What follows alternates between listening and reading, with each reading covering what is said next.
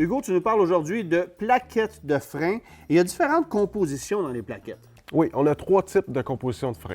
Céramique, qui est le plus populaire OK? parce que ça freine bien et ça ne fait pas beaucoup de poussière sur les roues. OK. Par la suite, on a semi-métallique, qui a un freinage un petit peu plus agressif, mais fait un peu plus de poussière. Puis on a le carbone métallique, qui est un freinage très agressif, mais qui fait beaucoup de poussière. Et c'est l'idéal pour les gens qui remorquent ou souvent on a ça sur les véhicules européens. Quand on a besoin d'un freinage haut rendement, c'est ce qu'on va choisir. Puis tu parles de véhicules européens. Oui, on voit ça souvent à Mercedes, BMW, les roues sont noires à l'avant. C'est parce qu'on a des plaquettes de qualité, il faut nettoyer. Puis la bonne nouvelle, c'est que tu as des produits pour nettoyer les roues aussi, mais ça sera une autre chronique. Oui.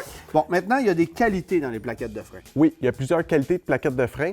La durée de vie va changer selon la qualité qu'on prend, mais surtout la qualité de freinage lors d'un freinage d'urgence.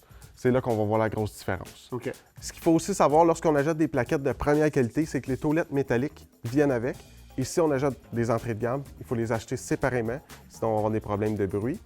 Aussi, les capteurs d'usure de frein qu'on a sur de plus en plus de véhicules vont venir avec. Donc, il y a un avantage à aller vers des plaquettes de première qualité parce que c'est un ensemble qu'on se procure. Là. C'est ça, exactement. OK. Évidemment, si on veut prolonger la durée de vie de nos freins, les disques et les plaquettes, bien, il y a un entretien à faire aussi. Là. Oui, l'entretien devrait être fait une fois par année avec les bonnes graisses qui résistent à une haute température pour ne pas avoir plus de problèmes.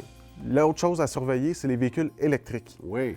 Les freins ne sont pas beaucoup sollicités, donc on pourrait même faire l'entretien 2 fois par année parce qu'on voit des véhicules assez récents qu'il faut changer plaquettes, freins, étriers, puis ça coûte très cher. Tout ça parce qu'on ne l'a pas assez utilisé, le système de freinage. Là. C'est ça, puis qu'on n'a pas fait d'entretien. Merci, Hugo.